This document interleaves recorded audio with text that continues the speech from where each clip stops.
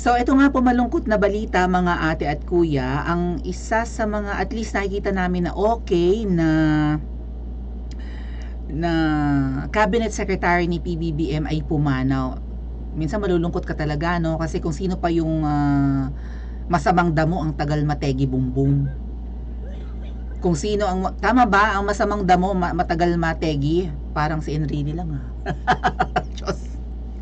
Pero si ano po, unfortunately, si Secretary Toots Ople ay pumanaw na nga. So, i-invite namin to na Attorney Nick para sa guesting sa aming program sa Tambayan sa DWIZ. Magkakilala silang personal ni Attorney Nick. May isa pang ang inilapit na tulong din. Actually, pakikipag-partner sa Department of Migrant Workers, si Attorney Nick at ang kanyang ang kanyang team na may binuo silang na isang app para makatulong sa pagmo-monitor ng mga OFWs na in this day or whatever, yung mga OFWs na mga hirap lalo sa Middle East, gagamit lang ng app para matrace ng app na yun ang mga OFWs natin nagpapasaklolo. And ayun na nga, aagapan na ng Department of Migrant Workers ni Secretary Toots para i-rescue yung ating mga stressed na ng mga OFWs lalo sa gitnang silangan. So hindi ko alam kung matutuloy pa yon, and I hope na matuloy, lalo ngayon siguradong papaltan po si Secretary Susan Ople. Ayun nga po, pumanaw na. At dahil sa pagpanaw niyang to, kinukuyog ng Ensaymada vlogger si Miss Pebbles. Dahil ito yung kanyang post, hold on. Punta natin. Ganda talaga. Ang ganda! Ang ganda! Masamang damo. Ano ba yung masamang damo sa yan, ha? I-comment nyo nga sa comments. Sino yung masamang damo sa mga kababaihang yan, ha? Yung naka-pink, yung naka-white and blue, or yung naka-navy blue? I-comment nyo sa comment section. Ba't yan ang bumalandra? Okay. So ito sabi ni Miss, hanapin natin yung post ni Miss Pebbles. Okay. Ay, ano ba yan? Hindi mag-scroll na hinto. Sandali lang po, naghang yung aking Facebook, naghang. Hindi ko ma-scroll pababa. Nahanap ko yung post ni Miss Pebbles. Ay. Ito yung mga post ni Miss Pebbles sa mga nakaraang araw. Hindi pala yan. DOT Secretary, hindi DMW. Hold on. Ganda talaga ni Mama Lenny. Best friend ko yung si Mama Lenny, no? Ayan, ito yung post niya. Anyari kay Secretary Ople. Ito po, si Secretary Toots. Balita ko, 3 weeks na raw hindi pumapasok. Ang daing pending na projects for OFW na nakanganga. Projects, baka ito yung mga, yung pag-create ng kanilang mga sariling bangko, ganon, o kaya naman ay benefits ng mga naiwanan ng mga OFWs dito. May mga kababayan tayo nag-a-abroad na hindi pa rin sobrang laki ng sinasahod. So baka may mga ayudang gustong gawin ang Department of Migrant Workers na like kapag nasa abroad ang magulang, kahit isa man lang or dalawa, dapat yung mga anak dito ay bigyan na ng scholarship. Parang ganun may mga plano na ganyan ang Department of Migrant Workers. So may mga proyekto daw na nakabinbin or nakatenga, nakanganga. Kung hindi nyo kaya yung trabaho nyo, ituloy-tuloy nyo na yung pagpapahinga. Ang daing mahilig magbakasyon sa admin ni BBM, parang sila din. So ang dating nga po nito, lalo sa mga loyal po na mga BBM vloggers or Malacanang vloggers, parang may sumpa yung bunganga ni Miss Pebbles. So baka ang dating kasi siguro nakarating kay Miss Pebbles na may nagbalita sa kanyang puting ahas na 3 weeks na hindi pumapasok. So baka masama ang pakiramdam, nagpapahinga. Kaya lang sinabi ni Miss Pebbles dito, ituloy-tuloy nyo na yung pagpapahinga. Kasi ang isa po sa euphemism or malumanay na salita na ipinapalit sa mga namatay, na tigbak, di ba? Na tsugi. ay ang nagpahinga na, right? Also, pumanaw na, yumao na. Yun yung mga hindi masakit sa tenga or mga euphemism words na ipinapalit sa tragic na mga salita. Namatay, nasagasaan, napugutan ng kineme, gano'n.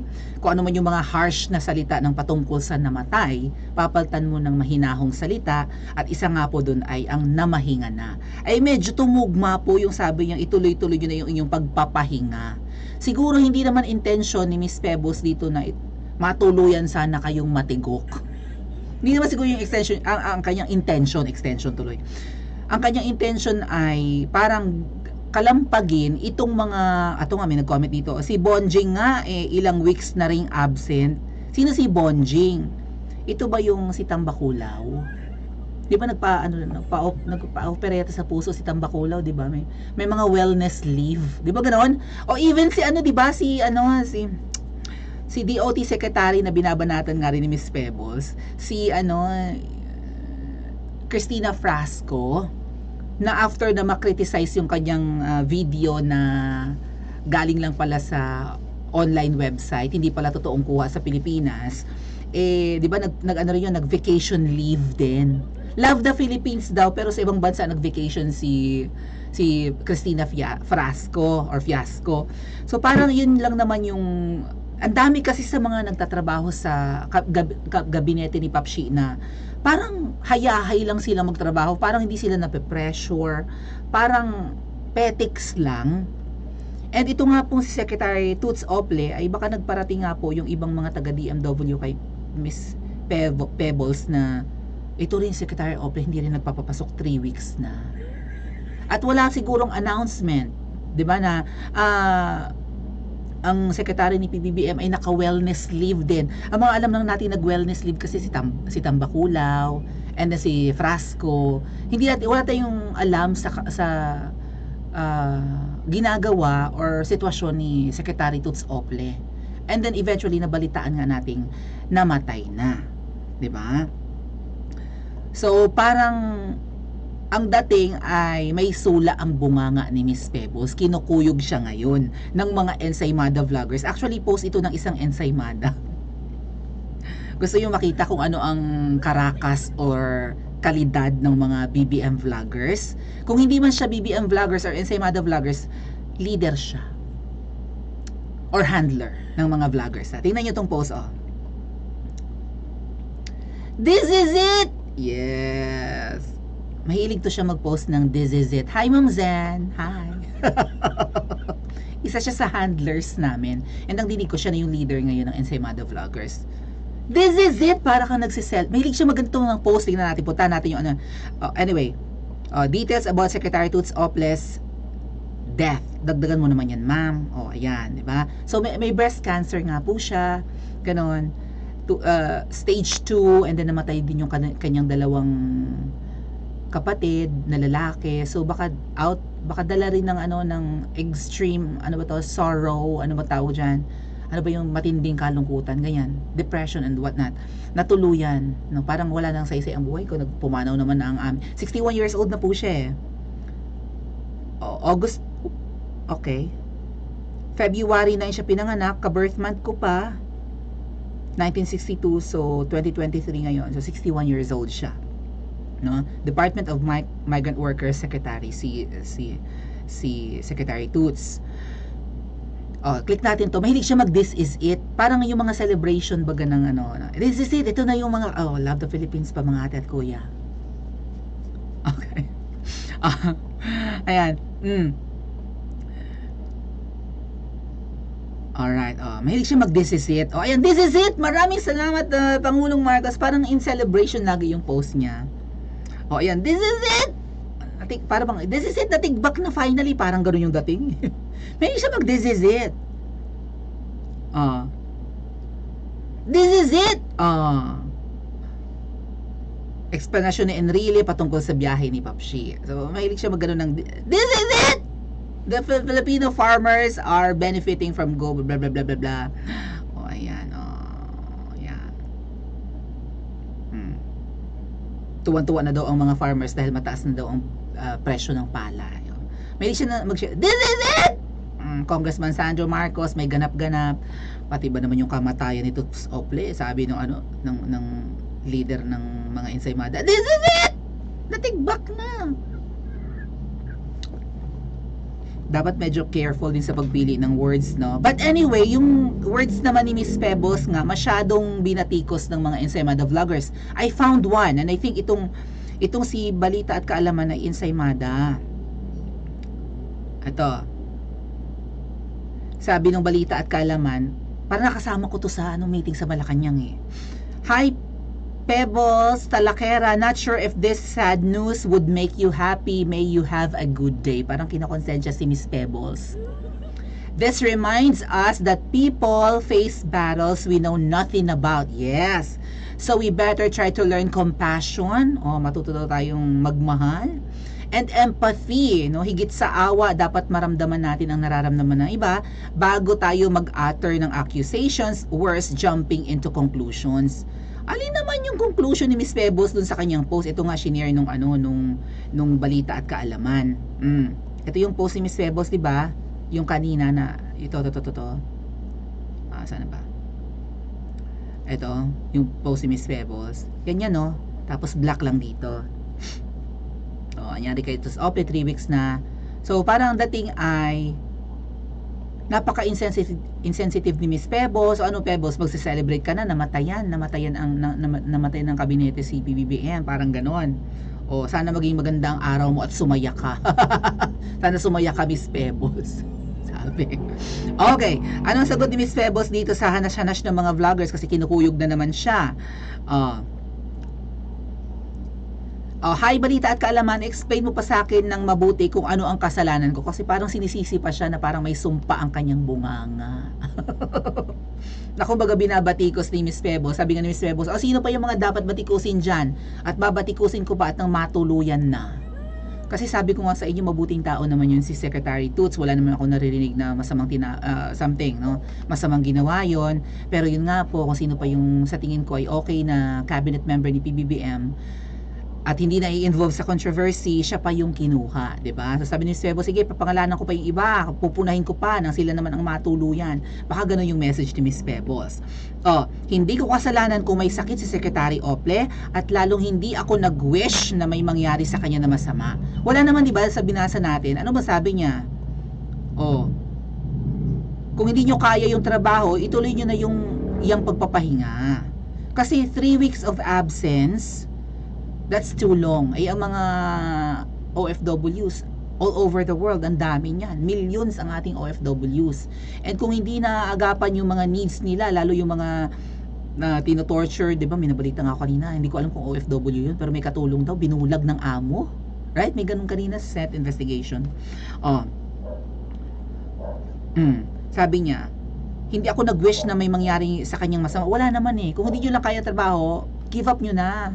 Kung, 'di ba? Kung hindi niyo kaya yung pressure, yung pagpag at paspas na, 'di ba? Pagpag ang katawan mo sa trabaho, give up mo na lang. Tama nga naman, ano? Pero bigla ko napag-isip, kung 3 weeks nang masama ang pakiramdam ni Secretary Toots, bakit hindi nag-a-announce ang Malacanang na okay, ang aming cabinet member ay nasa nasa vacation leave, katulad ni Secretary Frasco at saka ni Tamba Kulaw na nag-wellness leave. Bakit hindi nila pinag-wellness leave? Hindi kaya bulok sa monitoring ang Malacanang?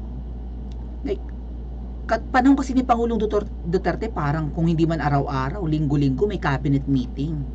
So bakit hindi nila ina-announce na parang walang alam ang Malacanang?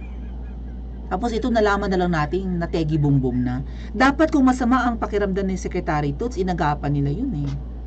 Maybe may contingent plan sila. Baka dapat nag-ready sila ng ipapalit kaagad. Kasi may sense dapat of urgency ang Department of Migrant Workers. Hindi pwedeng pilay yan, hindi pwedeng walang nagtitimon, hindi pwedeng walang presiding officer or secretary ang Department of Migrant Workers, kasi kung saan-saan ang mga OFWs all over the world, iba't ibang bansa, baka oras-oras may dumadating na complaints, request, pasaklolo, 'di ba? Dapat may naka-ready silang ipapalit, 'di ba, ganun? if in case may mangyari katulad ng ano ba to? Yung Operation London Bridge. Aware ba kayo doon? Yung ang reyna ng Inglaterra ay 'di ba?